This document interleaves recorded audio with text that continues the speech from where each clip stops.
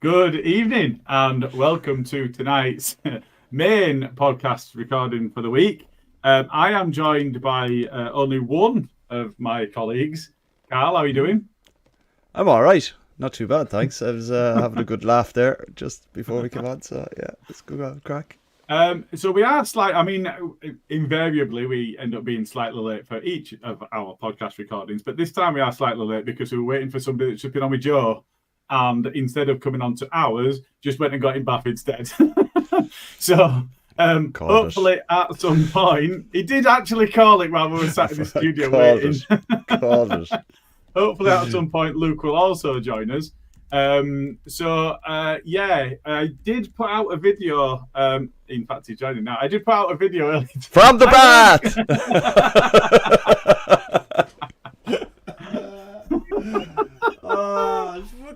Well done. He genuinely called it. He said, "I hope you haven't gone and got in bath." Before you were even late. I honestly just told Joe, I was like, yeah, mate, I'm not on tonight, but enjoy it. There's a new intro and everything that I hadn't seen. I was like, yeah, I won't be on, but just enjoy it. And I convinced myself I went on. I must have read it completely wrong. But anyway, I'm here now. You even knew you were on important. Today in the group chat. You even knew you were on. You even talked about it. I think when he was talking about being on a pod tonight, he was also talking about being on with Joe, I think, wasn't you? Yeah, I was, yeah, absolutely. Yeah, Sorry about that. All right, okay.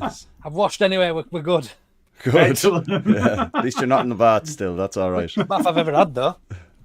We have had somebody join a podcast recording from the bath before, but his name was Jason and not Luke. So. Oh, God, yeah. That was... the one thing I will say about the intro is some of the bits are from older recordings, so the video quality isn't quite the luxury that we're used to today. But without further ado, here we go. Hi, this is Don Matteo, and you are listening to the Ought to Know Better podcast. Let's do this. Leads are shit. We're recording, you know.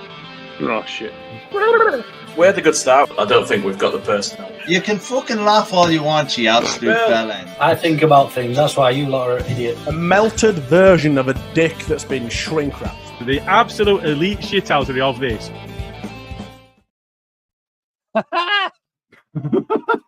There you go. But genuinely, these guys have not seen that before either. So, it's slightly nerve-wracking whenever you do something new. But you know what? I actually enjoyed more the video that I put out on Twitter earlier. Yeah, that was good. And we are now rid of the nothing spectacular, really. So we don't have to mention that anymore. Okay. So here we are. Luke, I think you were on B&C with Smarty, weren't you? Correct. You've had your say. So in terms of the actual Burnley game, Carl, I'll come to you first. I don't want to spend too long on it because the guys have covered it. But in terms of the match itself, we did go out and get steaming afterwards. So just how much of it can you remember?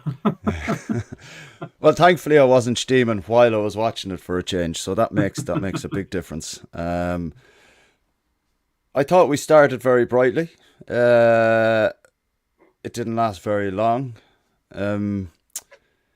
I thought our movement in front of the ball from the back four is absolutely shocking. It's near non-existent, really.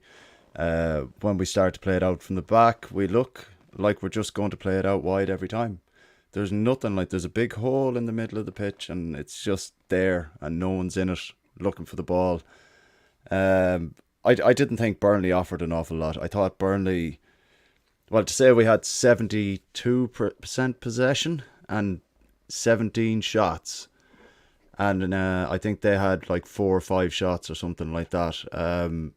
To say that they took their chance when it came, but Christ on a bike, they didn't do an awful lot else. And I thought, if that's what potentially the best we're meant to come up against this season is, then I'm in I'm not worrying at all. To be honest with you, I think it wasn't from a tactical error that the goal came. It was an unfortunate event. He slipped, lost possession. You could see from the south stand he was breaking his back to arse to get back.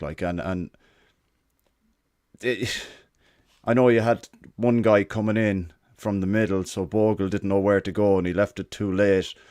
But I think if Bogle goes straight away, it gives Meslier the chance to kind of set for a potential cutback rather than just sitting there and kind of hoping Bogle's going to get there, but he's not, that kind of way. So there was a few poor displays, I think, overall. I'm not going to dig anyone out because everyone knows who the poor displays were from, I think. And who? I thought Bogle was terrible. Terrible. So just in terms of the goal, because I've seen some contrasting opinions on this, and I think one of them were Tony DeRigos, who I'm going to disagree with scarily because I do appreciate what he says, and he was a very, very good professional and was a defender. But even so, I think that the way that Bogle played that, he might have been a second or two late to go and close the man down, but I think he's got to hold that central position. If he goes and closes down the man, as soon as the ball breaks to him, there's a guy in the middle of the pitch all on his own. I don't think he can go close that down any earlier. Maybe a fraction earlier than he did, but when you're talking about fractions like that, and the finish has still got to be right in the corner, otherwise it's going to be too close to Meslier and he's going to be able to see it, or if it's slightly one way or another, it's going to make Bogle. It only goes in the goal if he finishes it where he did. I think the goal itself, other than the unfortunate slip, I think is just unfortunate and a really, really good finish. Can I just add to that real quick? I'm not blaming him specifically for the goal for having a bad game. It was a series of events and passes for me that didn't look good. He was given Nanto hospital balls all afternoon. He didn't look like he knew where Nanto was going to go, which kind of hammers home my kind of point that there's no movement in front of the back four. It's all very predictable. We're going to go out wide. We're going to try play it to Nanto. He's going to try cut inside. We're going to get very narrow, play inside the 18-yard box. Does that sound like anyone familiar? Do you know what though? But in terms of Bogle, in the first half, him and Nanto, and I think it was Aronson got involved quite a lot. They cut us up. They cut the Burnley defence open quite a few times, and had quite a few successes down that right hand side. Defensively, questionable, but I don't think he had a shocker by any stretch. I did. There was. And just back to the goal, I don't know who you blame really. It was a mistake. Oh, I don't blame anyone. That's why I said it was just an unfortunate event. Solomon. I'm just trying to say Solomon loses the ball trying to be a little bit too fancy, but it's in their third of the pack. You want him to try and beat somebody there.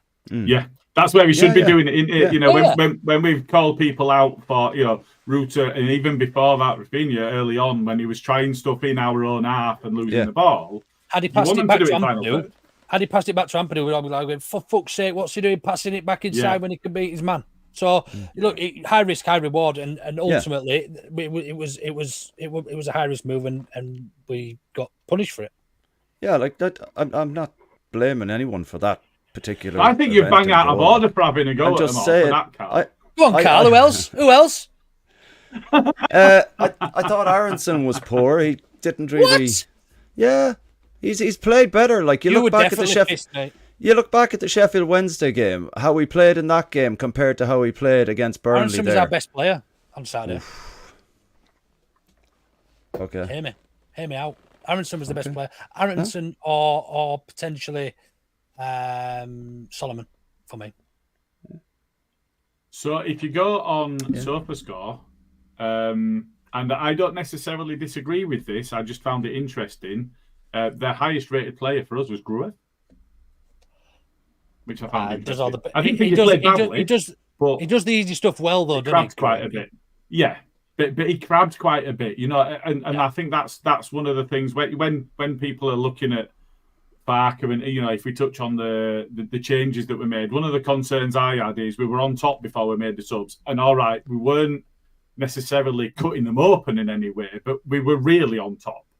And I think from a perspective of the shape of the game and the balance of the game at that time, I said when we were watching it, I said it stands because everybody around us was going, make a sub for fuck's sake, make a sub. And I'm thinking, if he makes a sub now, there's a probability we're going to lose that momentum because we've created a break in play, and then there's new players on the pitch. They're not going to be up to speed, so there's going to. So it was a difficult one, that, and I think that from that perspective, Gruev and Ampadu together, and I know that Ampadu had to come off and what have you, but I think one of the things that I've heard people talking about is they're too similar in that they're not incisive and they're not going to pick the ball up and run with it and so on. You know, they're both capable passers, but they make the same sorts of passes and that sort of thing. So maybe Tanaka a bit earlier would have been a choice, but it did interest me just to look at the scoring that that Gruev was a 7.6, Ampadu was 7.2, and the only person that matched them was Struijk. And I thought Struijk and Rodon in the second half, without doing anything necessarily wrong in the second half, were quite poor because they were static. You know, and they weren't moving the ball quickly enough. They didn't do anything wrong, but they didn't do anything to help us build an attack out of the back, even though we had all the ball. So, but yeah, I mean, Aronson's got up there rated with a 7. You know, we're looking at Bogle and Rodon and Meslier with the lowest ratings. That's fair enough. I just, I just, you know, I was looking at it going, it wasn't his finest game. Don't watch football. And I'm just going to pop up my favourite graph from SofaScore, which is the momentum, which just shows the level of domination that we had. It is absolutely incredible. It really is. That's daft, isn't it? It's bonkers, and it's very Leeds, isn't it? Yeah, and it's very Farke's Leeds, and I know that there's been. You know, we can come on to that as well. And I think that, you know, we've seen a fair amount of cross swords and whatever on social media. And I think most people will have seen it, if not been involved in it. I just want to check in with you both. So, at this point in time, regardless of anything else, at this point in time, and regardless of could we replace him with somebody better, I just want to know Farke in or Farke out. Carl? Like I said, I'm not panicking. It's we're not going to win or lose the league based on that game. So I'm okay with it. So just the answer that he asked for. Farke then. Farke. Yeah. Farke in. Farke. Yeah.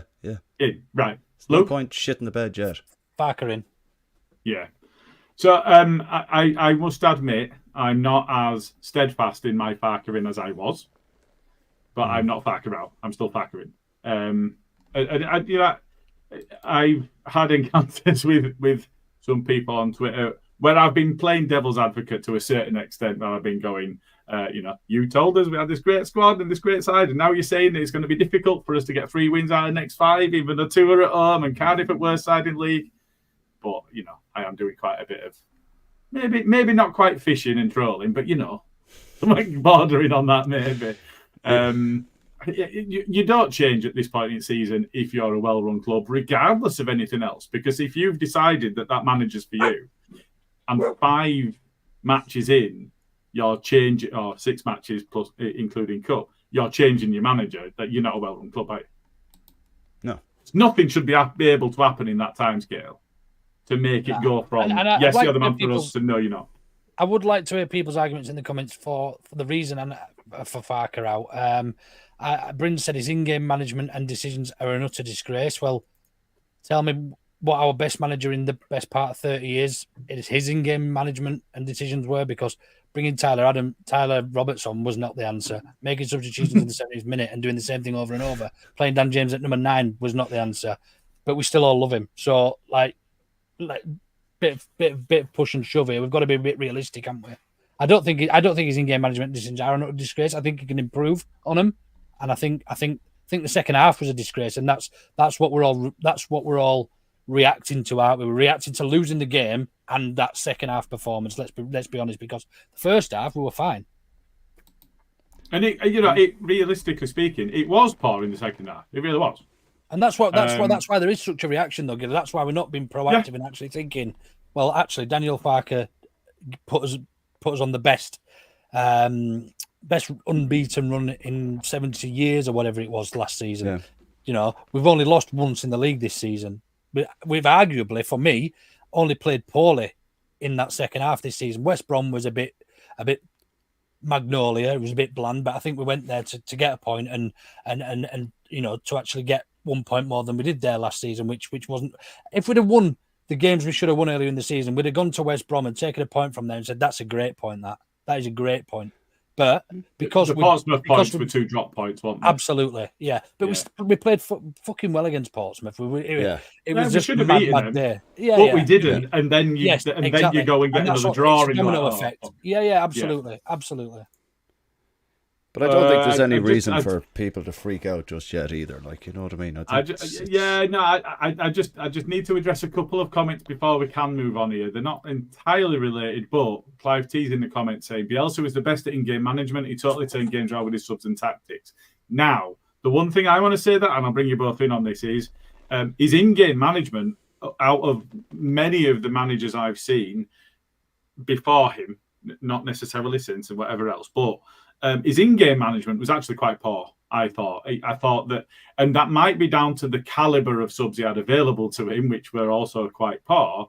It was the capability of coaching and the shape he'd set up and the ideas that Plan B was make Plan A better. That's what we always heard, and actually didn't change things in the game very much.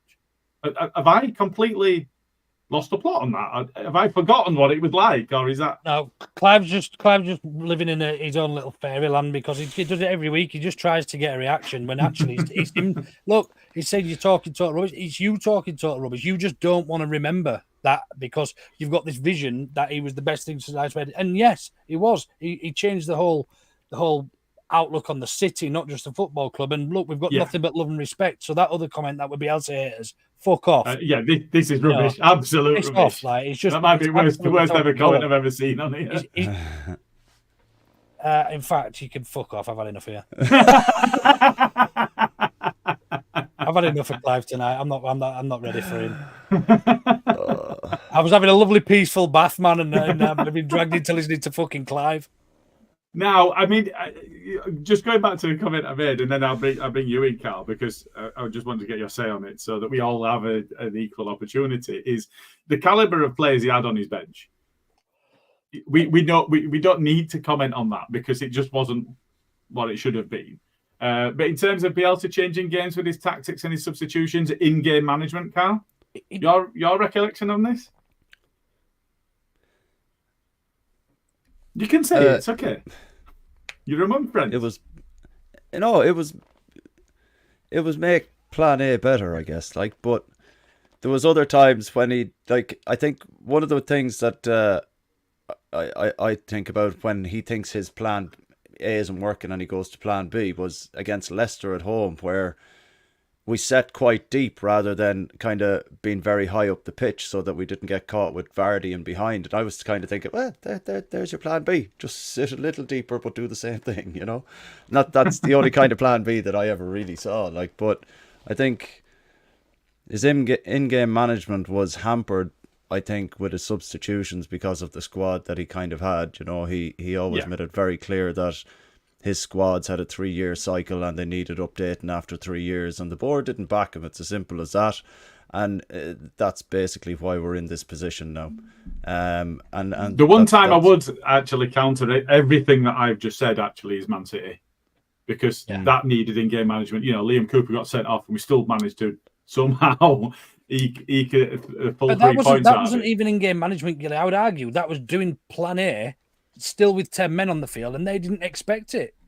Yeah. Yes, absolutely. But you know, the changes that you have to make because your centre half's been sent off and things like that. You know, he forced into some decisions, wasn't he? And I know we're going to talk a little bit about Bielsa, and if people don't want to hear it, that's fine. We understand how great he was and that, but that man was as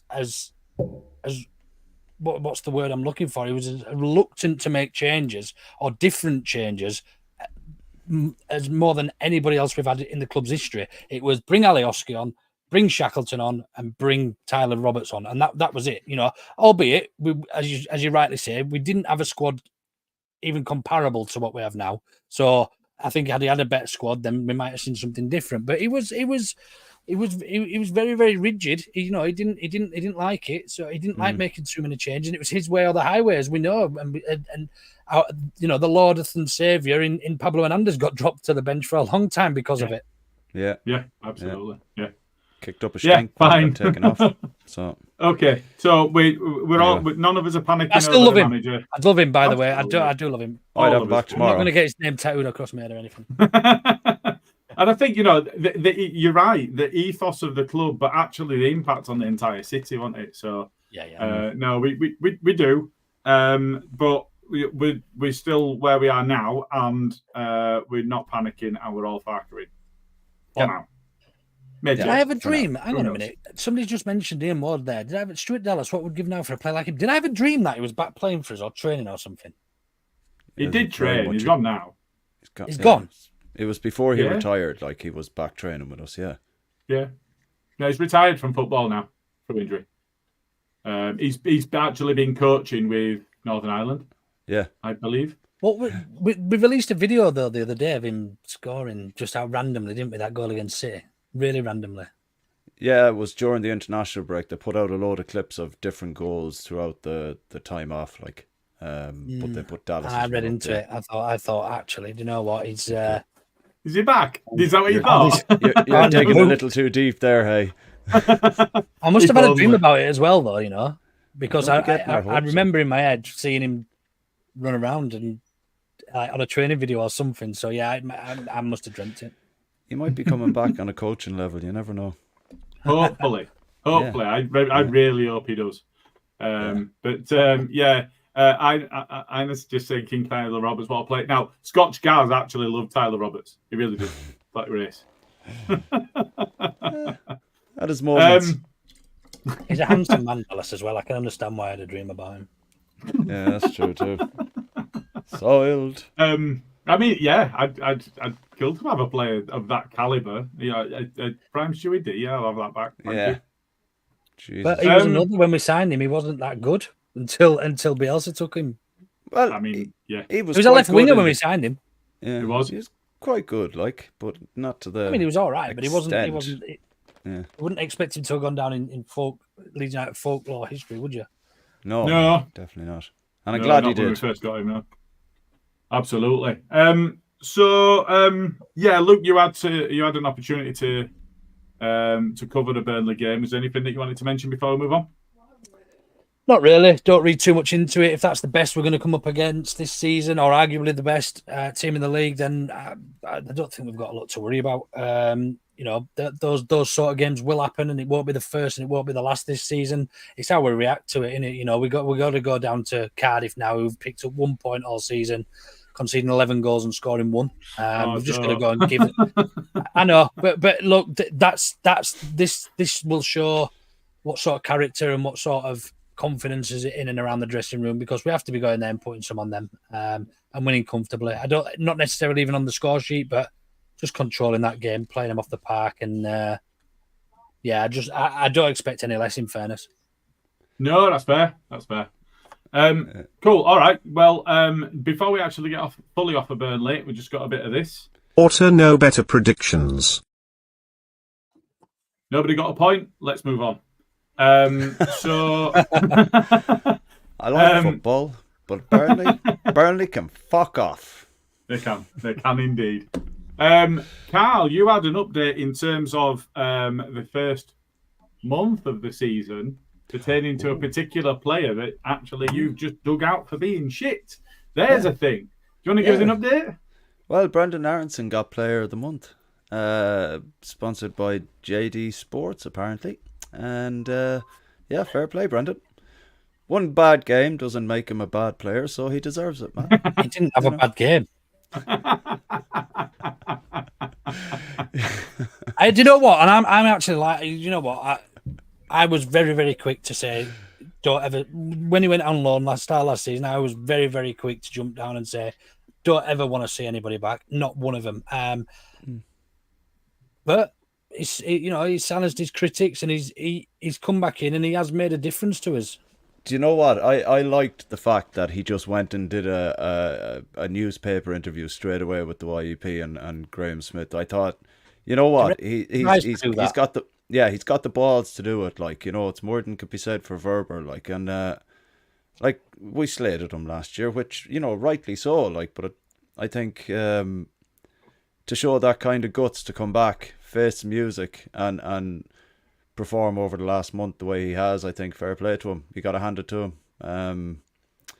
And look, as long as he keeps doing it for us and we get up stay up the right end of the table, then look, I think everyone eventually will be on board with the fact that he's back and putting in the effort the way he is. Imagine we get promoted this season with Aronson and Daniel Farke. Imagine that. What are people going to moan about online? I know, yeah. That's the thing. Like, it's going to be one of them where Verber and Patrick Bamford. Yeah, they'd nearly begrudge it just because it's with Aronson and Bamford and Farke and Verber. You know, those kind of people. Like, Verber's not out of the woods yet by any fucking means. Don't get me wrong. Oh fuck, we've been promoted. I can't believe it. That bastard. Damn it! Farke. What a prick, that bastard. And that bloody Aronson, he should have never worn a Leeds shirt again. But he got us promoted. But do you know what, right? Never mind your 20 goals. We never should have had him back. Yeah. But do you know what? If we signed Aronson, like I think it was on Graham Kinnear said it on the Square Ball. It was like if we signed Who? Graham Kinnear? Graham Kinnear. Fucking Tory boy. Angus Kinnear. I don't know what. Well, I said Graham Smith. You know, it's one of them. It'll probably be clipped at some point, and I'll definitely end up with some shit. We'll see if we can get Graham Kinnear on the show. I'm sure he's not bothered. He's saying Weatherspoons at the minute down in Cheltenham, just drinking. What the fuck's talking about me? But yeah, they were saying like, would you Graham Kinnear drinks? If we signed Aronson now for half the money in the Championship, everyone would be raving about it. So we may as well just fuming. Half the money. I would. Half the money. What, if we spent £13.5 million on Aronson in the Championship, I'd be fuming. But what if he? We spent 10 on Rodon. Spent 10. Yeah, but Rodon's worth that. This season, based on this season so far, based on overall his time with us. You're right, okay. And Aronson, based on overall his time with us, he's not. But based on the last 5 games, Aronson is worth how much? 13.5 million. Hey, flip it. We'll get it tweeted to me so I can bookmark it. End of the season. And the back four, again, you know, it would be awful if he got promoted with his goals. I'd be devastated. Oh, I'd be gutted, man. Gutted. No, fair. Yeah, so I mean, just we've mentioned Verber and we've mentioned Aronson there, and it's just interesting, isn't it, to see how their paths have diverged based on the fact that they both went on loan, they both came back, they both got stick at start of the season, and I think was the first time we saw Verber was that against Borough. Yeah. Because I remember. I didn't boo. I've not booed any of our players this season, but I did find it really fucking funny. I did find it funny. I'll put my hand up to that one. I found it really funny. And there were 3 lads in front of us. There were 1 in middle booing, and there were 2 on either side of him. And obviously all 3 of them were mates, and his mates were giving him such shit for booing Verber when he were playing against Borough. I don't know. I'm one of those that's an advocate for if you pay your money for your ticket, you get to do within reason, within the bounds of legalities and whatever else, but you get to do what you want. So I think it's one of them, but it's just interesting to me how their paths have diverged because Aronson got the stick, even though we'd come out in the media and said, look, I did go. It felt like, I don't know how you guys felt, it felt like there were twinges of regret in his decision-making at that time because he didn't hang on to see what was going to happen with the club and whatever else, but if he given an opportunity, I am still very judgmental of the way that they handled it. But equally, I think the fact that he's gone and spoken to the media, the fact he said that he wants to be here, the fact that Verber didn't until the window had closed, the fact that Verber, to my mind, fell apart when he got the stick and Aronson seems to have just worked harder. Anything I'm saying here not ringing true, or is that the overall viewpoint? Look, I think we've got to be a little. I mean, I hate myself for saying this, but I think we've got to be a little bit realistic on on the opportunities that were presented to them when we got relegated as well. You know, we've got to bear in mind that these players were offered the same amount of money they were on to go and play at the top level, with the World Cup coming up. Sorry, Euros and American and whatever else coming up. Copa America. Yeah, Copa America coming up. They both wanted to represent their national companies, national countries. They were going to get paid the same money, and Aronson played in the Champions League. Do you know what I mean? As somebody who doesn't owe anything to the club, who has no connection other than us being his employer, we've been a little bit harsh because we love the club and we want everything to go right, and we want to. Do you see what I mean? Are you strictly to because Verber basically came out, if I recall, before he got his move to Mönchengladbach, staying in the kit, all the works, everything, and then the opportunity came and he went. Now, I know what you're saying. You know, you're given an opportunity to play in a top division, the Euros coming up, Aronson, Champions League. I get that. But Verber, like you said, didn't want anything. You know, he was still, I could move to Galatasaray on the, last Friday. Yeah, but again, that's paper talk, Carl. We're putting a lot of faith in people here that get paid to make up stories. I get that, right? But Aronson was gone before, the season had fucking, he was just gone. Literally, the season ended. He was gone. There was no, I'm staying around. I'm this. I'm that. He had his moves straight away, and I think that the difference is like Verber was there and he wasn't getting the opportunities to move like Aronson did, and he committed. And I also think Verber would have gone this season had there been opportunities. I do. Yeah. I think the only reason he's come out and said, this is the place for me.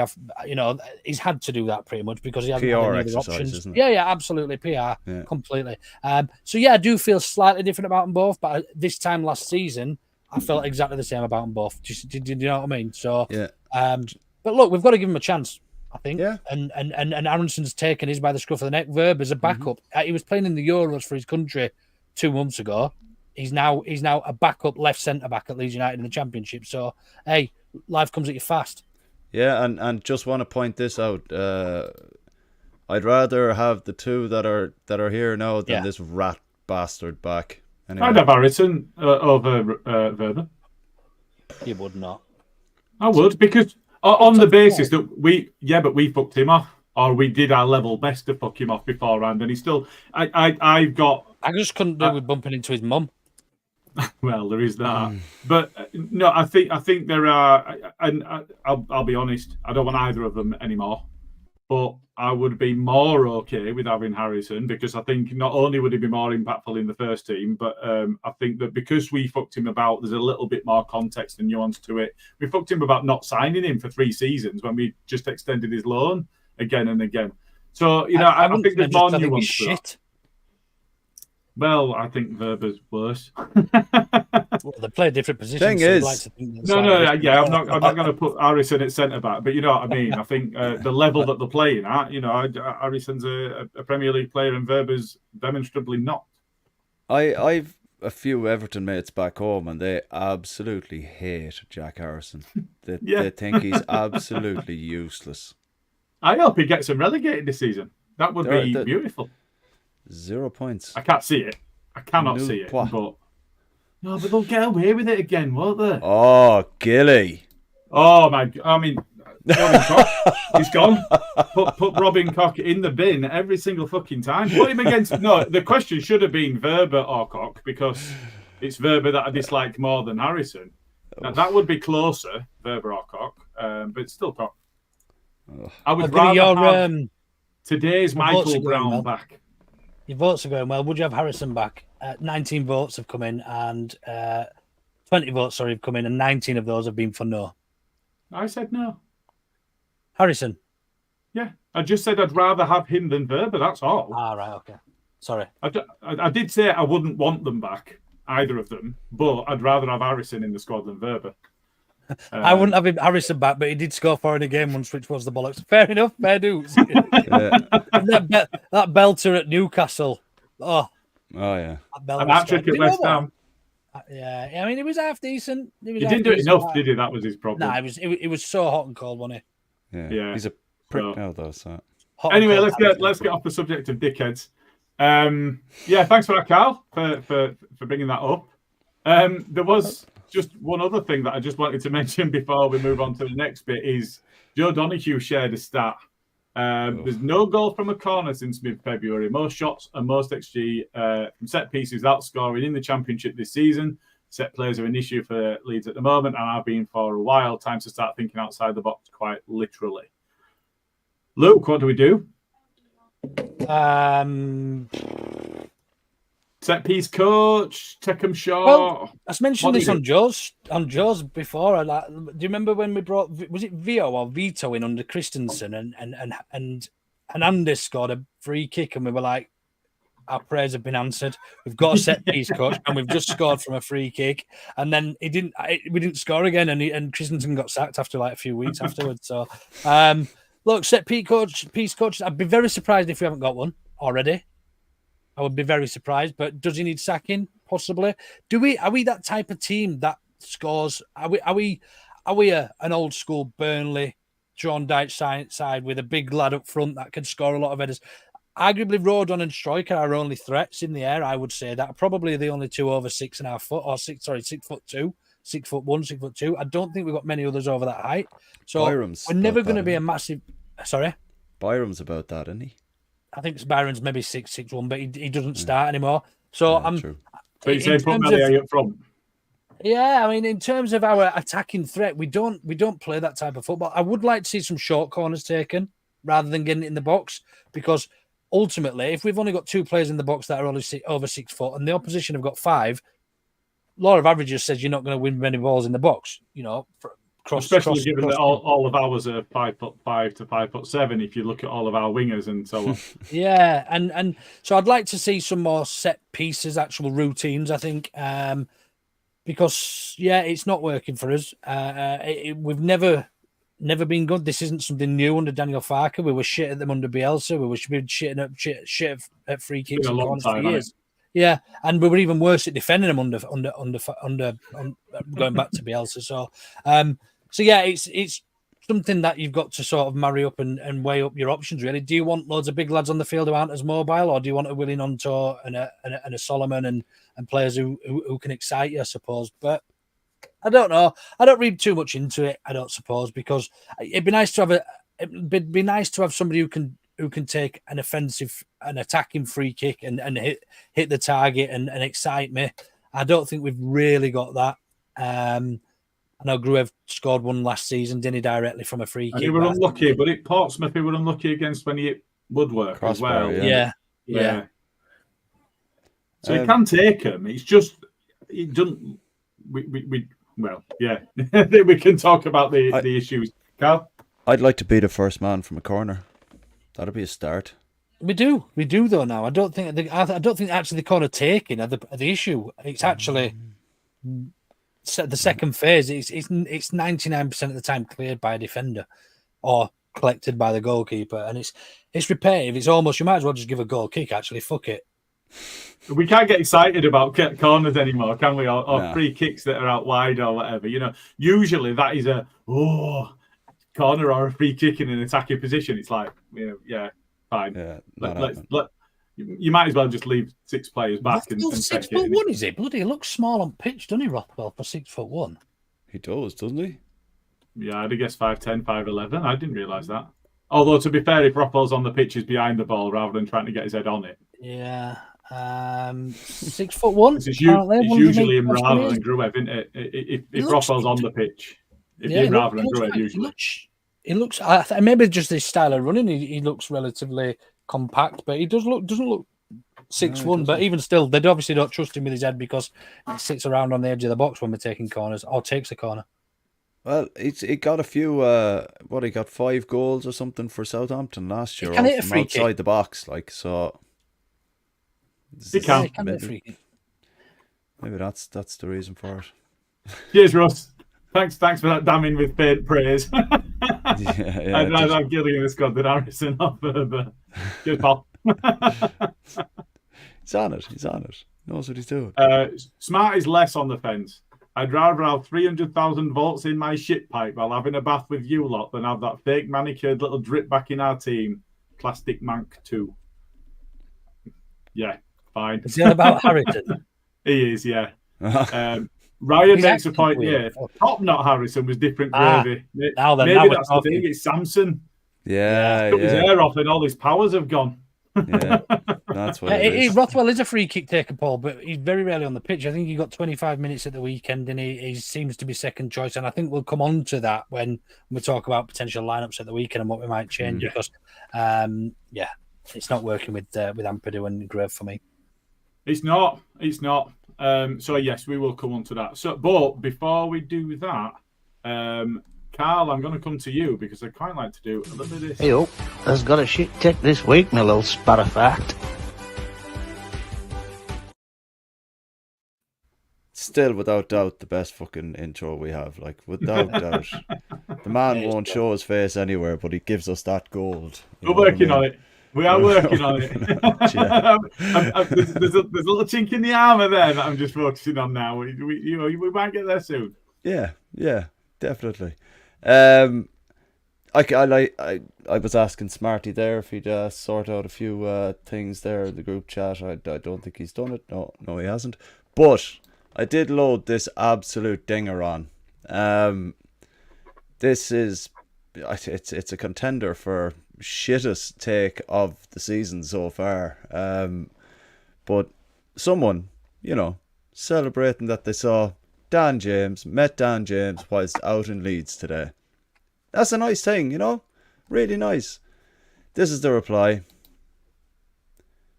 How's his injury? Looks fine to me. I mean, it's incredible, isn't it? Whoever Alan is, I'm sorry, there's a meerkat with his head out of a hole looking for you, hey. Alan! I mean, that's mental. Unless Alan could have been talking about the Harry Potter scar that Dan James has magically had put on his head. Yeah, maybe he's really worried about what happened to him last year. Yeah, but Jesus Christ, man. Last season even, sorry. Well, make a point of saying that in the reply then, you know what I mean? It's like... Maybe he's not though, is he? He's asking how his injuries. He looks fine. Like, he shouldn't be walking about if he's injured sort of thing. What's he doing out shopping? What's he doing out buying avocados? What's he doing out buying avocados from Waitrose when his leg's knackered? Yeah, it's like fucking hell. Right. Anyway, yeah. That was shit take of the week there. Cheers, pal. Thank you very much. Luke, I know we've not gotten any in the brand. Is there anything that you've picked up on in terms of shit takes?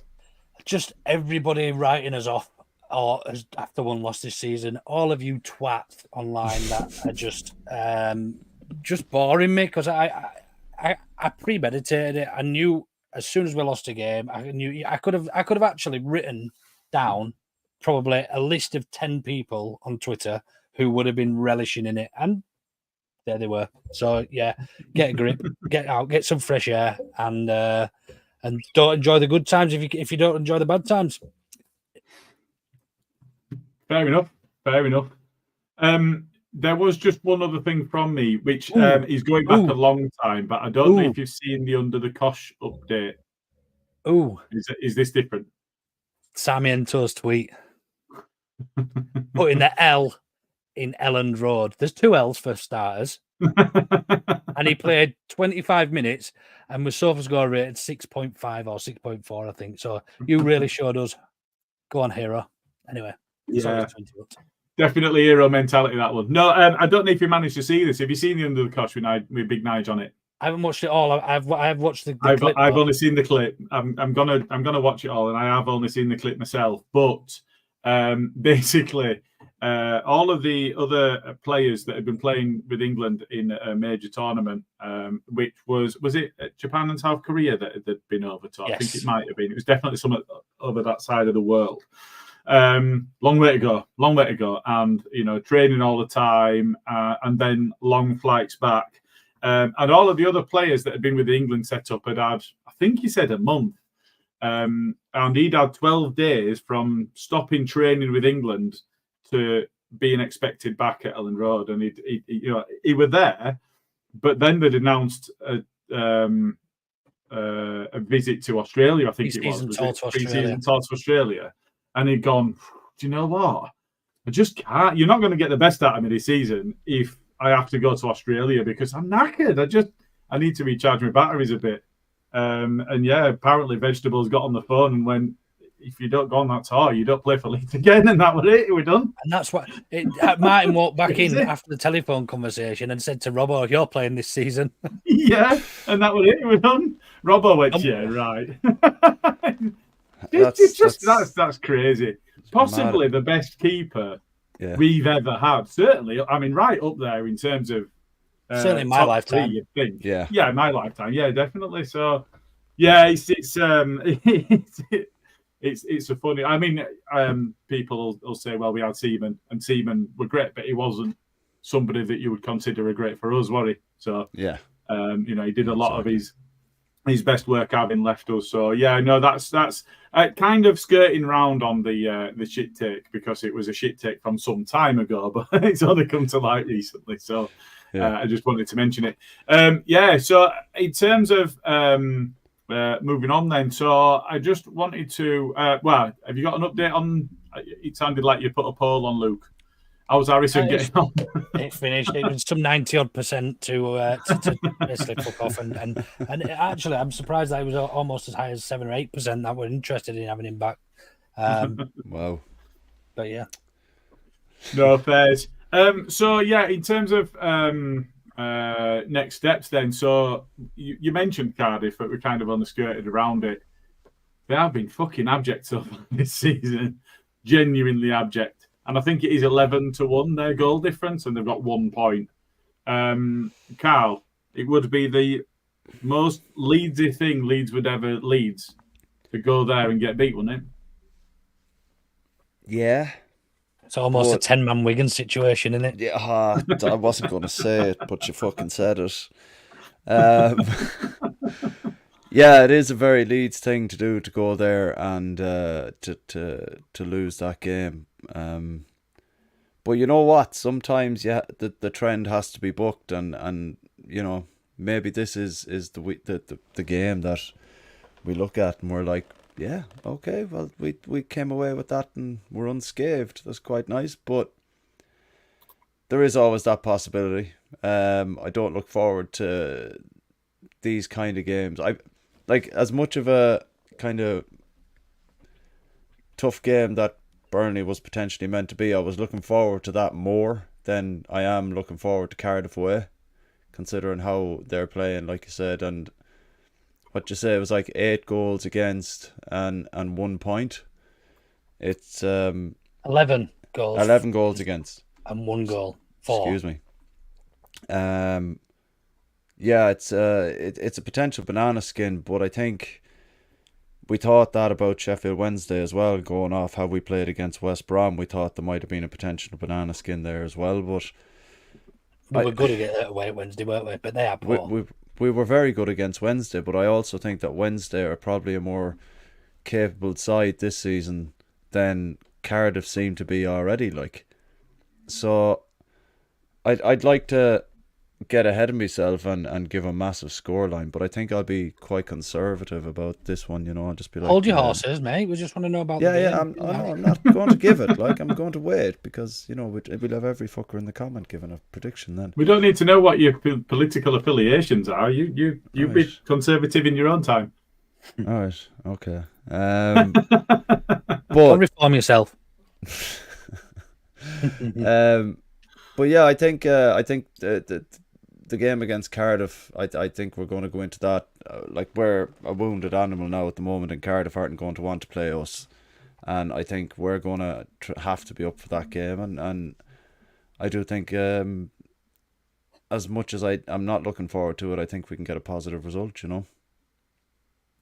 Fairs? Luke, thoughts?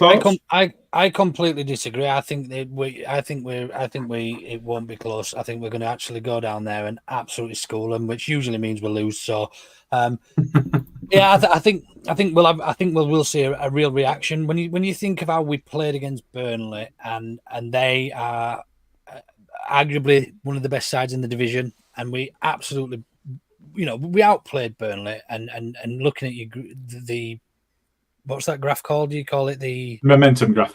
the momentum graph.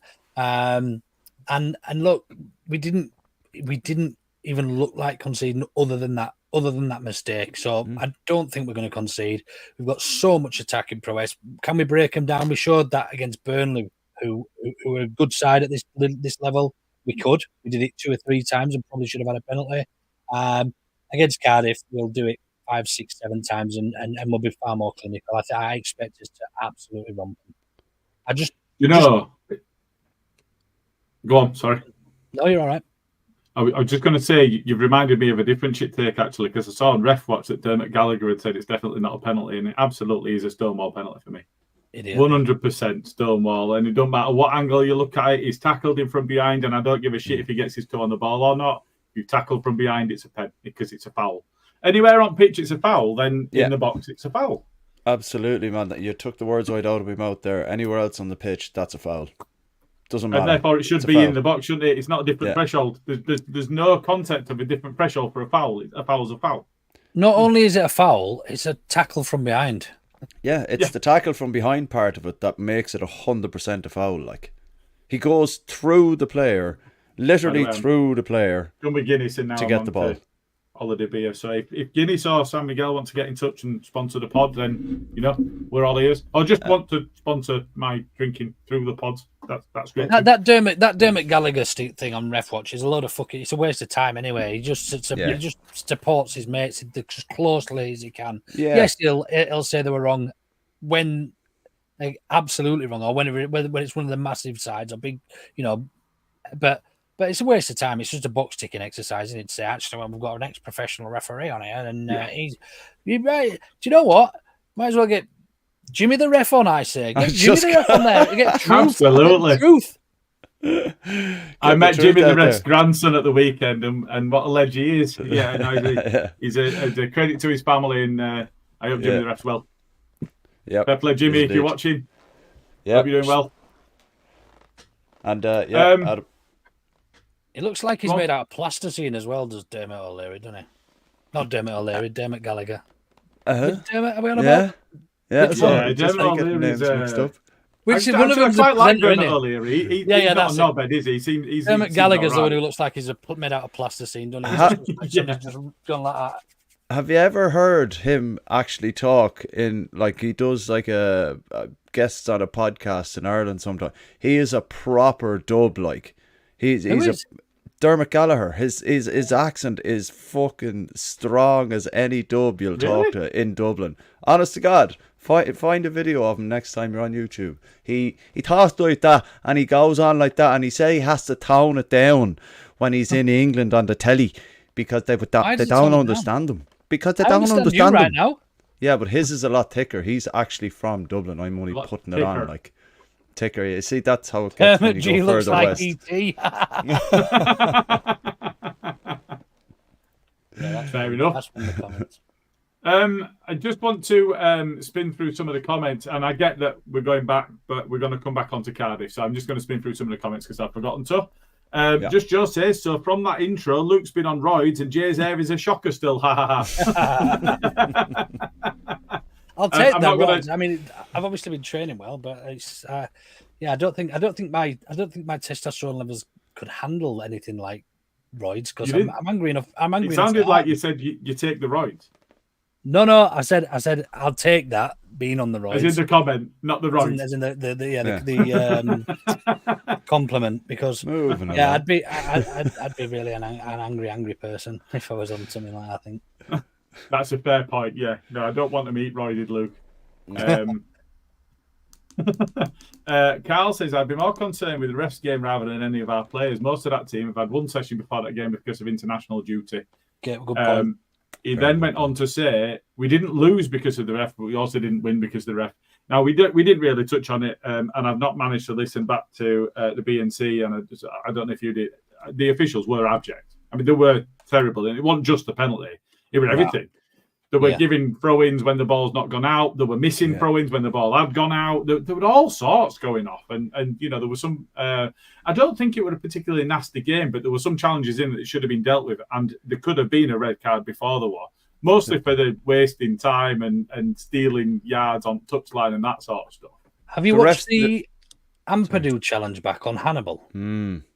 Have you watched that back? No, I've not seen it back. No. Oh, That's actually a lot naughtier by Hannibal than what's credit's given. Ampadu wins the ball, hooks the ball like that, and Hannibal's foot goes into his studs go into Ampadu's ankle. That is quite a naughty challenge, and I know they both had the right to go there. And they're both fully committed.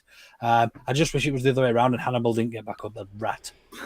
Yeah, do you know what I'd like to start seeing is the linesman growing a pair and giving a fucking throw in when it's an actual throw in to the team. You know, like it's one of my pet peeves. They stand there and the ref is 50 yards away and they're looking at the ref as to which way to give the throw when it's gone out 5 yards in front of them.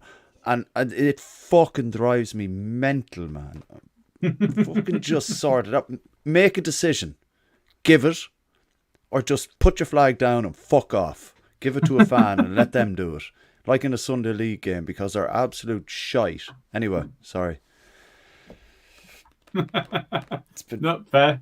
I mean, I think it's fair, and it is fair to call them out when they're shit, because they have been shit. So, Ian Ward said, I had 75% possession with the wife the other night. She said you can have all the possession you want, but you need an end result.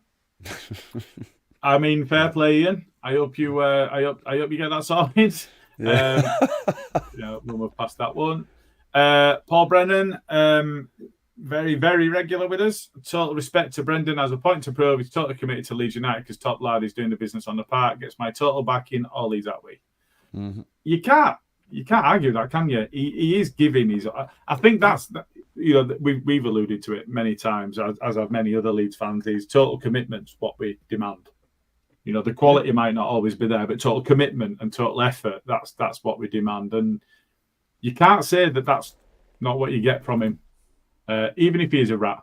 Now, this this comment is one I'm just going to come back to once we've discussed Cardiff, because I made sure to star this one, because I'm very interested to see what Smarty does with his predictions. Ooh. If he's saying put your house on a Cardiff win. So we'll see what he does with that. Blazed Ray, I think this is about Dan James. If you can put a pound in the trolley, you can run full sprint for 90 minutes. That is the logic. Here's one. We're going up without a doubt. Typical, in my opinion. Typical Leeds fans panicking. Will never change. We can't win them all. We're not the Invincibles. But even the Invincibles didn't win them all. There were draws in there as well. But ultimately, that fair shout, Luke. Yeah, absolutely. Again, it's something Joe and I touched on, is that we've been very spoiled, and we need to be a bit more realistic as a fan base. Are we going to lose again this season? A game that we deserve to win? Yes. Get used to it. It's not our first rodeo. Most of us have supported Leeds for longer than this season, so we know how it works and we know how football works. And the sooner we start understanding and I suppose forgetting, not forgetting about Bielsa, but realizing that was a moment in history, that was a lottery winning moment. That's never going to happen again. We need to be realists, and actually we're not going to be playing that brand of football ever again, probably, or certainly not now. And we are going to get beaten by teams that we deserve to beat, and it's going to work. And there's going to be performances this season that are going to be shit, but it's about how we react to them. And saying Farke out is just completely reactionary and absurd, if you ask me. And sorry, just on that point as well,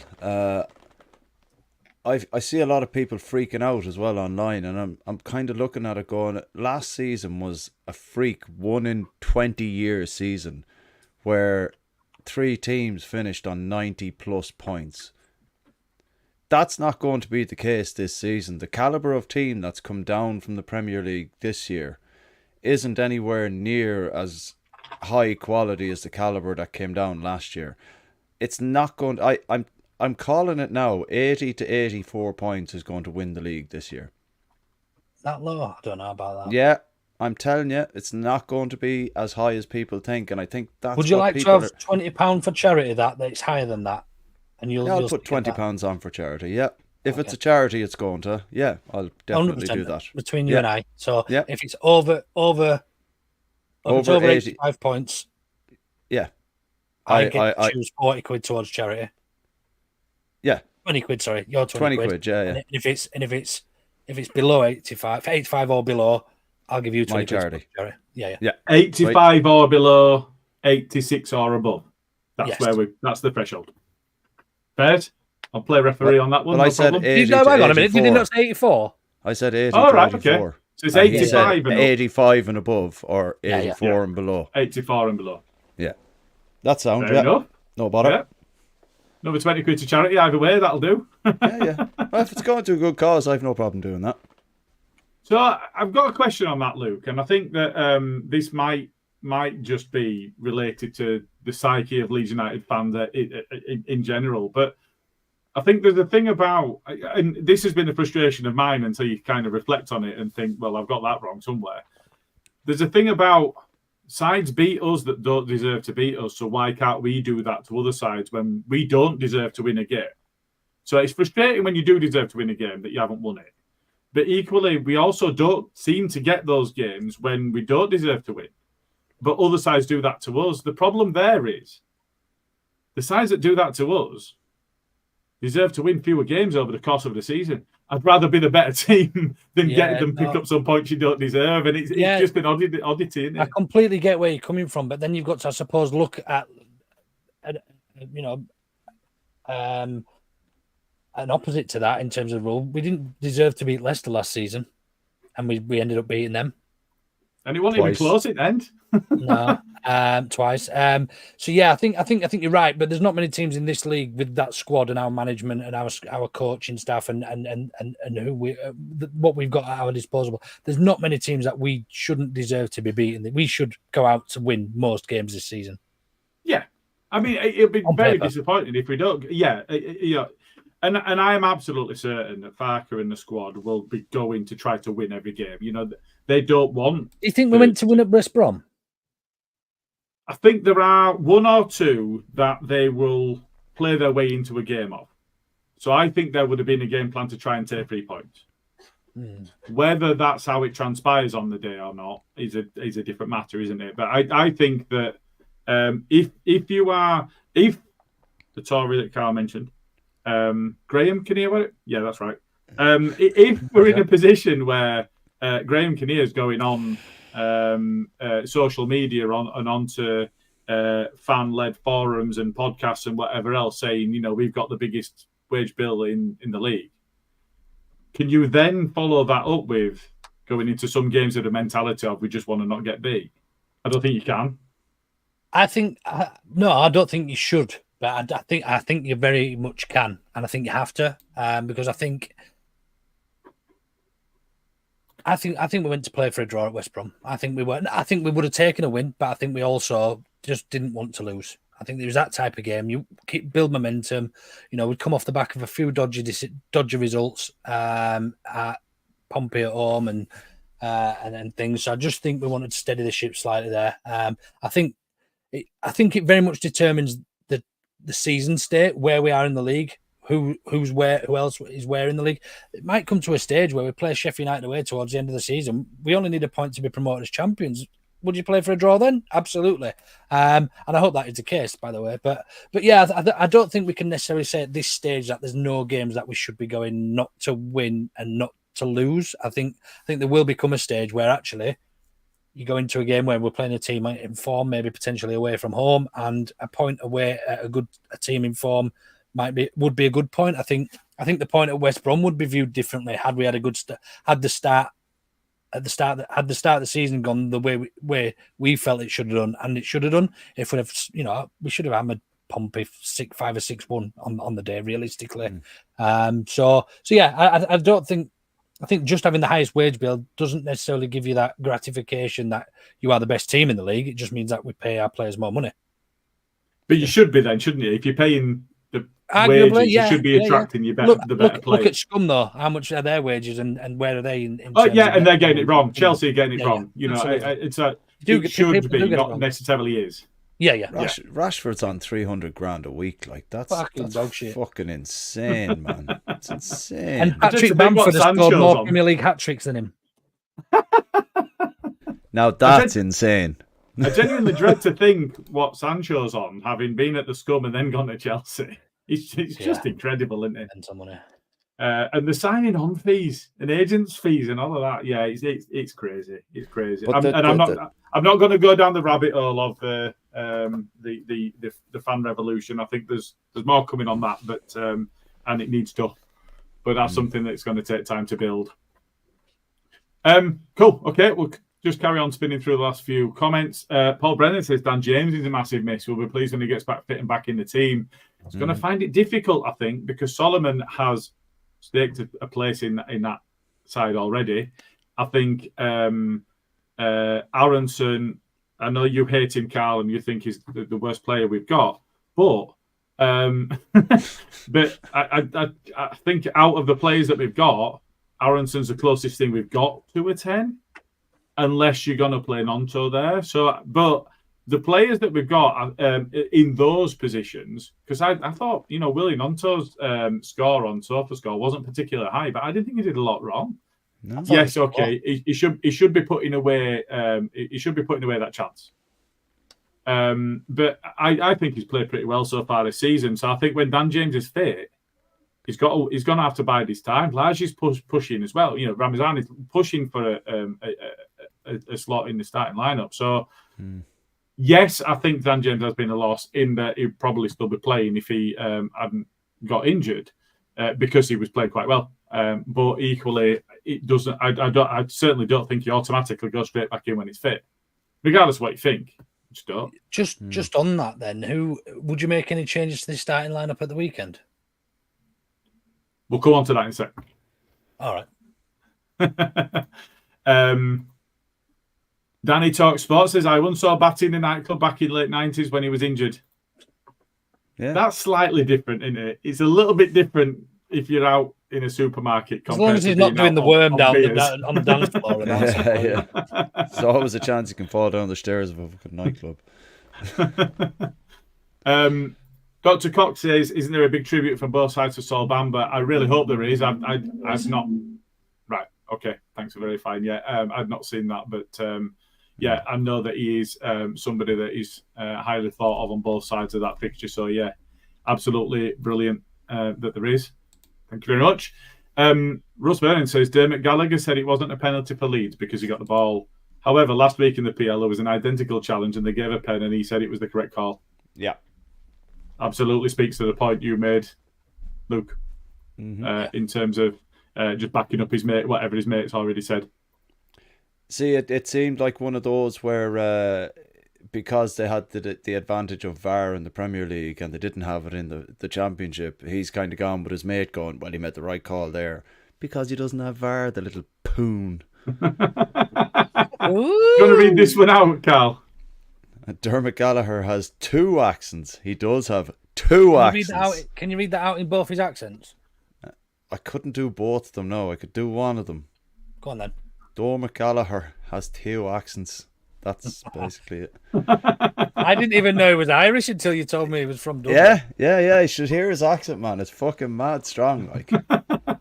Like Joey Barton when he's in France. Yeah, exactly. Like Joey Barton, but he does it for ye.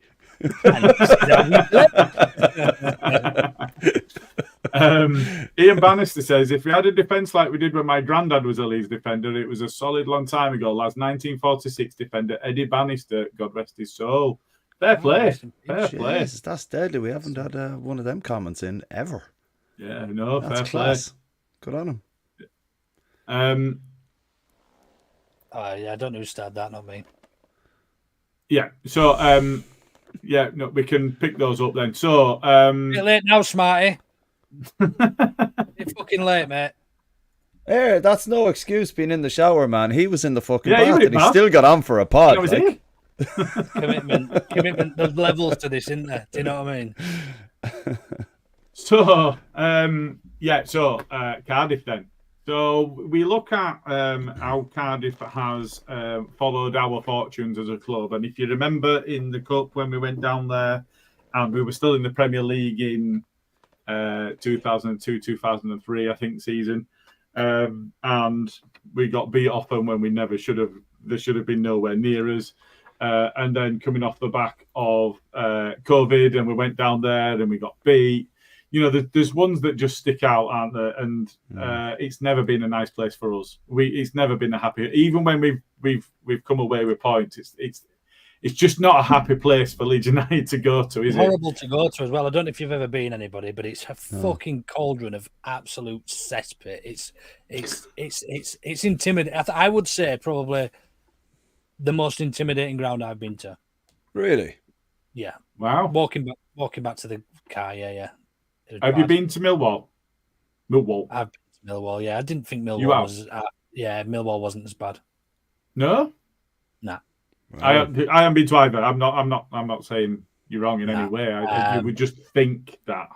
Yeah, no, Cardiff was much more intimidating. Kids running around after the game just in scarves over their faces with the Welsh accents going, "Where's the fuck's all the fucking Leeds boys at?" and that. And I was like, fucking, I thought, here we go. I was with two lads and they're absolute soft as shit. I thought, oh, great. Great. We get twatted here and I am fucked. We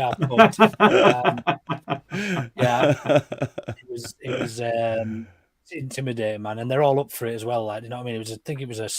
I've been a couple of times, but I think one of them was like a Sunday tea time kickoff when we went. And it was like, mate, you should be going home for your Sunday dinner, not smashing some bottles over Leeds fans' heads walking down the street. You know what I mean?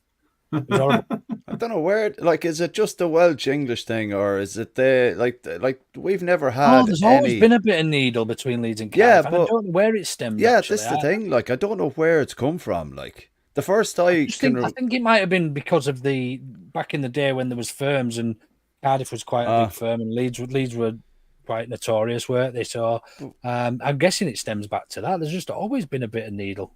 But we've never been in the same division as them long enough to build a rivalry, have we? That's the thing. Like, bar being in maybe, before we got promoted last time. We were in and out of games with them with nothing there. They're like the first proper one that I can recall, because we never played them prior to that, was that Ninian Park one that Gilly mentioned. And there was mad riots after that. Like, even Peter Riesdale talked about what kicked off there as well. Like, and that, I don't know, maybe just who've Everton been knocked out on penalties to tonight? Oh, nice. Let's have a look at that. Please tell me it's somebody really shit. Southampton beat Everton on penalties. I'm not bothered about that. The Scum are beating Barnsley 7-0. 7-0. Fucking hell. I've a few mates who are Barnsley fans as well. They always say Scum are their second team because they hate Leeds. So I don't know who they're supporting tonight. Wow. Bayern are beating Dinamo Zagreb 8-2. Can you believe Harry Kane has already scored 50 goals for Bayern Munich? Yeah. Yeah. And they still didn't win any silverware. Yeah. It's the Harry Kane effect, isn't it? It flashed up on my phone earlier. Stoke needed extra time and penalties to beat Fleetwood. Nice. Stoke appreciate as well. They've just got sacked the manager, haven't they, Stoke? But yes, it was Southampton at Everton as well. Yeah. That's quite pleasing, isn't it? That's fantastic. That really. I just go back to Cardiff. Sorry, before I don't know if we're moving on. Or if we have sorry. On. No, in terms of lineups, would there be anybody you'd be changing? Anybody? So I just wanted to cover a little bit of that. So it looks like Dan James is not back. It looks like Paddy will be available to the squad, but won't be match fit. But will be available to the squad. Rodon was carrying a hip injury. So it wasn't just the bang on the head that he got subbed for. They don't think there's any concussion, but he was carrying a hip injury before the game. Right. So there's a few question marks just over fitness and availability more than anything else, isn't there? But so I think for me, which actually goes totally against what I said in terms of the sofa scoring. I'm going to drop our man of the match according to Sofa Score, and I'm going to play Tanaka in midfield with Ampadu. Yeah, I say I'm down to that. Anybody else you'd be dropping, Cal? I would potentially. You said you hated Firpo, didn't you? No, not at all. I would be dropping Bogle Oh, and putting Aronson. Schmidt in Yeah, there. Aronson's gone, isn't he? You know Schmidt's a left back, don't you? You know he's right-footed, don't you? He's not. He's left-footed. Ooh, check that out. He can do any can of them. play on both He's sides. played all the way. Well, he's played all the way sides. along back far, and he's played in. He's midfield played as well, right hasn't back he? 3 times last season. That's the first But time. we're he's ever just played right hoping back. that he's going to be another Dallas, though, aren't we? Well then, I'm saying put him in there. Okay. Yeah, Put him in there. Yep. I won't be Why dropping not? Bogle. Yeah, well, it's a good job we're not the manager. The only people I would be looking to drop, one of Ampadu and Gruev, although my choice would be probably Gruev, although he has been tidy. He does the tidy stuff. He does the easy stuff well done. He doesn't take too many risks in that. And then I'd probably, and this is going to go down like a fucking lead balloon, innit? Drop Willie Nonto. I think he looked poor the other day. Not much impact. For Ramazan. Yes. That's so our only option, isn't it? Yeah, I think so. So you played Aronson. So because Keep your other Aronson in option the would be potentially to put Nonto in the middle. No. So Aronson with Solomon left and look at Carl's Ramazan face because right. I've dropped an Italian international. Look at it. I just think I just think Willie Nonto would be better for us coming off the bench at this stage. And I don't know much about Ramazani, but I just think that new to the club, give him a run against a shit team, let him have a bit of fun, and just see what Nonto's reaction is to that, because I don't think he's been good enough this season. Well, I think some of the balls that Bogle gave him on Saturday were hospital balls. Well, you're putting a left back at right back to counter that, so yeah, I suppose. Well, no, I definitely would, because I'm not impressed with Bogle at the moment. Not fair. Just not. So in terms of that, then, so you're both looking to drop somebody from the right side. Yeah. Even though we had some success there in the first half, and it was quite good football to watch. But question to you first, then, Luke. If Bogle's already being swapped out for someone else, let's say, regardless as to whether that's one Byram option or the other, because we've got a couple. Yeah, we've got Byram as well that we could choose. If Bogle's already being swapped out, are you swapping out Nonto as well and changing the entire right-hand side, or are you going to stick with Nonto if the right back's changing? I wouldn't change the right back. No. I know you weren't choosing that, but if I'm telling you the manager is changing the right back, do you and choose I've got to the change decision the winger? Yeah. Carl, if you know the winger's being changed, are you still changing Bogle?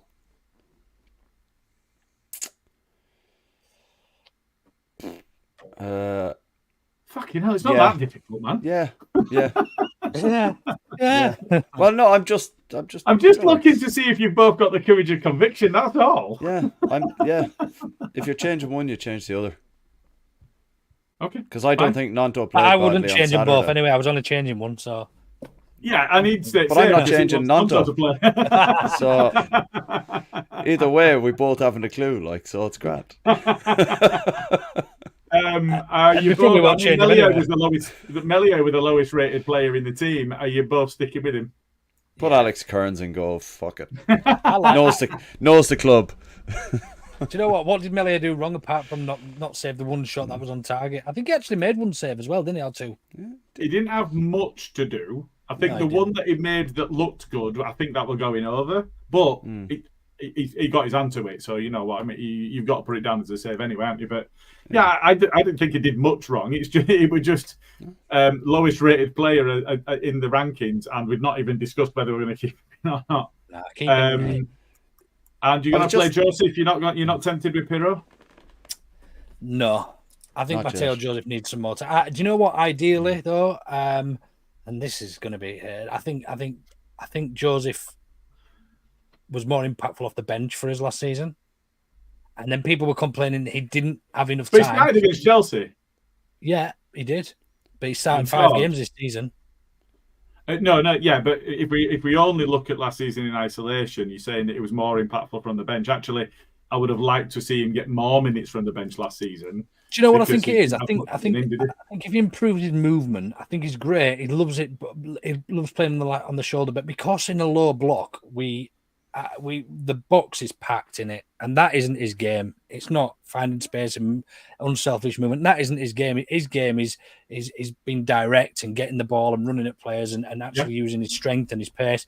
Well, actually, that works better when some tired legs on the pitch and when the players have been moved around and they expect the forward to be making unselfish runs. And this is going to go down like another lead balloon. But Paddy Bamford does that. He does. He does. No, absolutely. I'm with you on that. I don't think he's ready. That's our problem. No, but what you're then taking out of the team and what you're sacrificing is somebody who can actually score goals, because we've seen Paddy Bamford is probably past his best in doing that. But yeah, Joseph's a natural number 9, and I think 99 times out of 100, Mateo Joseph scores that goal. That chance, sorry, it wasn't a goal. Yeah, I think he had too much time to think about it. In his head, he'd already scored it, and But stick with Joseph. I think it'd be detrimental to his progression if we just dropped him based on that. Oh, a couple of comments here. So Danny Talk Sports says, for me, Ampadu needs dropping, not being the same for a few games. And then Dr. Cox follows that up with he's not a good captain either. Cox, I agree. He's what Danny says, not what I say. I think he is a good captain. I think he's the right level of shithouse. He's only 23. So I think he's only going to improve in that regard in terms of leadership and whatever else. So I just want to mention, I think Ampadu was taken off to prevent any further damage to that ankle you mentioned. He got stamped on by Hannibal. I don't think it was because he was playing badly. He was hobbling around for quite a bit. And I think it was a precautionary substitution rather than he was playing badly. So it'll be interesting to see what Farke's press conference mentions, if it mentions anything about a knock to Ampadu on Thursday before we play Cardiff on Saturday. Yeah, it did feel precautionary, didn't it? And actually, in those comments that I've mentioned about Dan James and about Rodon having a hip injury and so on, that was Farke talking, and he didn't even mention Ampadu. Yeah. So on that, hopefully that is just precautionary. Yeah. So I think that was the case there. Like, here's what I want to ask you both, and this is not about their footballing capability; it is purely on leadership. Mm-hmm. Pascal is a better leader. Now, for me, he's too passive. Do you know what? For me, we don't spend enough time in the changing rooms and at training to actually be able to comment on this. Yeah, fair. I think Pascal was vice captain last season, did a great job in Cooper's absence until the injury, and I think for me, probably the two leaders looking at face value on that pitch actually look like Rodon and Ampadu for me. They're actually most vocal. Although Pascal is vice captain again with Melier, is that right? Melier, yeah, that's right. Yeah. I just think it's a very difficult thing to comment upon when we only see 90 minutes a week. When Farke's picking his captains based on seeing them 4 or 5 days a week. Do you know what I mean? So. Is what it is. We don't know the atmosphere in the group around each individual, and we don't know how they talk to each other. We don't know what the internal relationships are like between each other and things. So, I think it's very, very difficult to comment on who is the best leader in terms of captains. No, that's fair. And do you know what we heard so often, didn't we? That it was the playing squad that chose and then retained Coops. All that time. So a lot has to be said for who the actual squad want as the captain. So no, that's fair. Just I've got a comment here that I'd like to just move on to. It's regarding Saturday potentially. Danny Wright, Farke is going to make the same 11, or is going the same 11, and then 5 subs after 75 minutes. I just want to put it to you now. I'll go to you first, Luke. If he was to start making changes after 60 minutes with the subs that he has available, who would you like to see brought on first and second, perhaps, to kind of make a more impact? I think for me, Carl, it's a good question, but it also depends on game state. It depends if we're winning or losing. It depends who started. It's quite an open question, isn't it? But I would like to see subs slightly earlier. Certainly, if we're chasing the game. The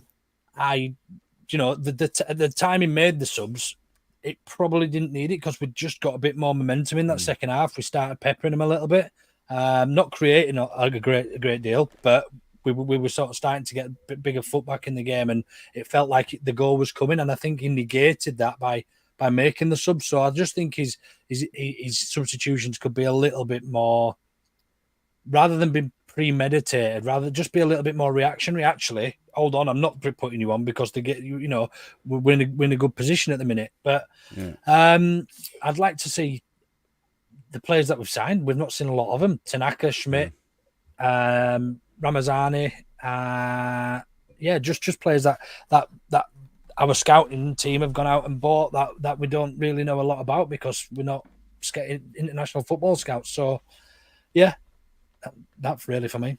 Cool. Yourself, Gilly? Yeah, I find it hard to disagree. I think it's, and there were slightly earlier, wasn't there, at the weekend? I think it was 68 minutes the first subs were made. Yeah. So they were slightly earlier than that. But like I said, when we were talking about the game, I don't know if it were before or after you joined us, Luke, it did feel to me like it was at the point at which we were on top, and you're thinking, shit, we're going to lose momentum, not gain it. If you're up against it or you're chasing it, and I know we were chasing again, but we were on top. It wasn't that we were 1-0 down and we were under pressure, and therefore you have to change it because you've got to change the dynamic of the game. The dynamic of the game were playing into our hands. We were. It didn't look like we were going to concede another chance. So yeah, I think, and you're right, Luke. It does depend on you can't say, well, because I've said I'll start Tanaka, so I can't then say, well, I'd like to see Tanaka come on because I've said that I want to start him, but I would have rather see Tanaka come on at the weekend than Rothwell because I just think he's that bit more dynamic. Rothwell's again quite similar to Gruev, that he'll go in front of Ampadu, but won't do much more than Gruev. They're both a bit crabby, aren't they? They'll play those easy balls, they'll play those simple balls, they'll be tidy in possession. And I'm not detracting from them. That's what they do, and they do it well. But we needed something a bit different, something a bit more incisive. And for me, I'm hoping that Tanaka is that. And it is hope rather than expectation, because I don't know much about his game, I'll be honest. Well, he seems like he's got a different level of energy about him when he comes on the pitch as opposed to Rothwell. I know you're a Rothwell-hating bastard, but I think he we've already said we're going to take out corners and free kicks short now, so there's absolutely no point in having Rothwell at all. But I think he does add a different kind of energy when he comes on. He's willing to get around the pitch, and I think Rothwell is a bit more. I don't know. He's given a plan to go in with, and he kind of does that, but it confines him to the centre of midfield and not very much else. Whereas Tanaka potentially, like I said again, I don't know much about him apart from what I've watched on YouTube, but he does seem to have a lot more energy to get around the pitch. I think, Luke, we were on a pod a couple of weeks ago, and you mentioned when I questioned it, was he a box-to-box player? I think you mentioned he was a very much box-to-box midfielder. More of a number 8 than anybody else we've got, I suppose. Yeah. He plays a little bit, he's more progressive than Gruev and Purdue. Rothwell is similar, I suppose, but I don't think he's not one who's going to take additional risks. I think Tanaka probably has that little bit more about him, a bit more confidence. So yeah, out of the two, I'd probably be looking at Tanaka than Rothwell. Right. But Rothwell offers something else in terms of his set pieces. So again, we don't see these players. I certainly don't know enough about them. And I look forward to seeing more of them. But I haven't followed the careers massively. All I know is what I've seen of Rothwell at Saints last season, here this season, and Tanaka, very, very little other than the scouting reports that Lockie did, and other bits and pieces. So I don't profess to be to be a specialist in the know or anything, but even just seeing him on his debut, just seeing him come short and pick up the ball and then shoot off, he just seems to find space for so naturally, did Tanaka, and it was quite interesting, exciting to see, I suppose. Yeah. No, I just wanted your opinions on that.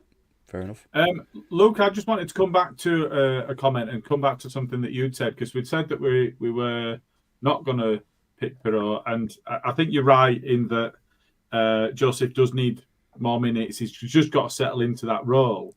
But here's a question from Blaze Rays. Pirot is the best finisher in the Championship, probably. It's crazy not playing him, especially with his experience in the league. It's one of those where you know that Pirot's going to score goals, but his impact on the game is less. But if we're expecting to dominate the game so much, can you take that risk to not have that mobility that is offered by other players and kind of carry him, knowing that he is going to regularly get goals if he plays? I think, yeah. I think the shot. I don't think he will. I don't think Farke will. I think Farke sees Pirot now as a number 10, which is unfortunate, because I think in this side against some of the teams in this division, playing him at number 9 would be massively beneficial. He's a fox in the box. He can, and his finishing is unrivaled at this level, as Ray rightly says there. So yeah, we just lose that mobility, and again, he doesn't drag players around that often. He's not that unselfish type of striker that he wants to score goals, that's not a bad thing. But actually, in a system where you're playing against a low block week in, week out, it doesn't necessarily work that well, because he doesn't have any space in the box, because there's 9 defenders behind the ball and 5 of our own players in that box as well. So, but yeah, against Cardiff, someone who you're going to dominate, who probably won't need moving around as much. You're probably expecting to get 2 or 3 goals playing at number 9, but I still think it'd be very, very harsh on Joseph to drop him. Just a quick one. Yeah. Do you think no slight on Pirot, it's not a criticism or anything like that, but do you think was he a better goal scorer in a team where when they played another team they didn't go on a low block and they didn't feel as threatened by Swansea as they do when teams play us? So that means he's not going to get the opportunities he would have normally taken in the Swansea team, because they'd have been like, all right, it's only Swansea, like we can play our game and still absolutely whatever. Cal. He played it as a front 2 as well, so he usually played either off somebody or as somebody with somebody off him. So they used to do the donkey work in moving players around, which created the additional yard. That's all he needs to take the shots, and it worked really well at Swansea because that space was available. But as we've seen, everybody sits, or the majority of teams sit back against us, and those spaces don't become available, which makes his positive attributes almost negligent. You know what I mean? It's almost pointless that he's really good at finishing when he can't get the ball into his feet. I think there's another element to that as well, isn't there? Is that when they had a team very much like Blackburn last season. They knew who their danger man was, and they did what they needed to do to give him what he needed in order to get the goals. Nobody else in Swansea's team got into double figures. They were set up to get Pirot to score them goals. Yeah. We're not going to do that. We shouldn't do that. That's not what we should be doing. If we did that, I firmly suspect that he'd get 30 plus. But you'd harm the rest of your side so much that overall your goals would go down. So that's not to the benefit of the team. We've got players that are better than your average players that Swansea had, and therefore we shouldn't be doing that. But shouldn't need to. Shouldn't need to. But they had Ryan Manning and Oliver, can't remember his name. They had very average players at this level that were just there to set him up. Just there to put him in front of goal with the ball so that he could finish it off. And I think it's just Matt Grimes. There was a guy called Oliver. I think he was one of their top scorers, but still in double figures. That had far too many consonants and not enough vowels in his name. But I can't for the life of me remember what it was. But Yeah, I don't know. It's one of those. I think that you could pretend this is one of the games that sticks out for me this season that you could afford the luxury of playing Pirot from. I think that was the crux of the point I was trying to get to off the back of the comment we'd had. Just a real couple more quick ones before we come on to the predictions. White Snake Bikes is with us, late to the party, I'm afraid. I don't know if it's just because of the timings and that, but he says he's telling us off what you're lot doing alive without letting me know. Need to subscribe then, Steve, obviously, because if you haven't got a notification, you haven't subscribed. Hit the bell. Hit the bell. And to be fair to him, sometimes YouTube does miss giving some people notifications. I've known that one, so... To be fair, maybe he has, but if not, click the bell. And just the last question is Skip. Say, Carl, come to you first on this one. Is the result more important than the performance on Saturday? Yeah, after last week, yeah. Okay, Luke? Yeah, absolutely. Nobody cares about the performance if you're winning games. Yeah. In 2 months' time, it won't matter at all what we played like. It only matters that you put the points on the board. Exactly. So, yeah, exactly. I think that's a clean sweep on that one. Yes, we're all going yes on that. Right, I've been remiss in moving us forward on this one. So, really, really quickly, I just want to take some of these. Auto know better predictions. And Luke, I will come to you first. No, Joe Wayman is. Am I the highest of us three? Yes, I believe so. Let's have it then. 4-0 Leeds. I went 4-1 at the weekend, man. 2-0 Leeds. And I'm going 3-1. And Skip was in there first with 4-1 Leeds for the fans. 4-1. Yeah. And have you had any of the other gadgets that are actually in the... Absolutely not.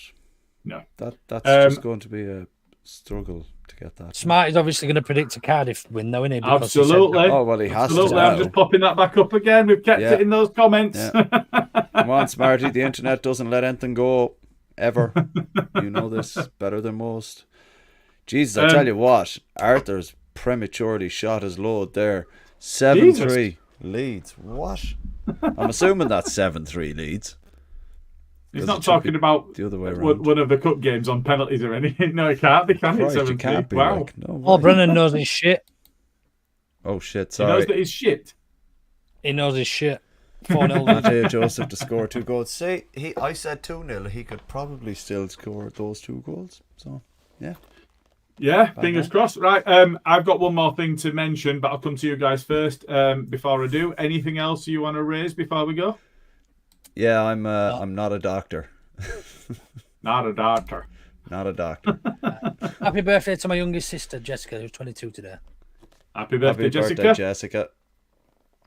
Anything else before we move on? She never watches this, so she'll never see it. We'll just bombard her socials with it. It's been the right thing to do since I didn't get her a present. Yeah, there you go. We'll clip this and we'll just bombard her socials with it, Luke. We'll just give everyone her handle and then we'll just get them to repost it on our Facebook and all that. Okay, fine. Moving on. Before you start stalking young women on the internet, Carl. Yeah, I just wanted to mention Andy's Man Club. So we have Recovery Runners Group Run. That's every Wednesday evening now. They meet at 5:45 p.m. for a 6 o'clock start. Meet at 5 ways at the Recovery Academy on Westfield Road in Woodhouse. There's monthly snooker club. That's on Friday, the 20th of September. So that is this Friday. Northern Snooker Centre on Kirkshill Road, 6:30 to 8:30 p.m. on tables 17 and 18 upstairs, free to attend. As Bren will tell you, that would only give he and I 2 games in 2 hours. So, you know, there is a walk and talk on Sunday. Put your teeth back There in. is a walk and talk on Sunday, the 6th of October at Burnley Park at 11 a.m. for a short walk, followed by coffee at Culture on Kirkstall Road.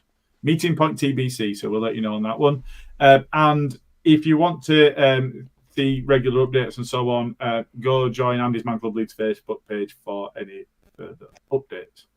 Mm-hmm. Last chance. Anything else that you'd like to mention before we jump off? Cool. I'm good. Thank you very much for joining me. Thank you very much, Luke, for being able to come back so quickly.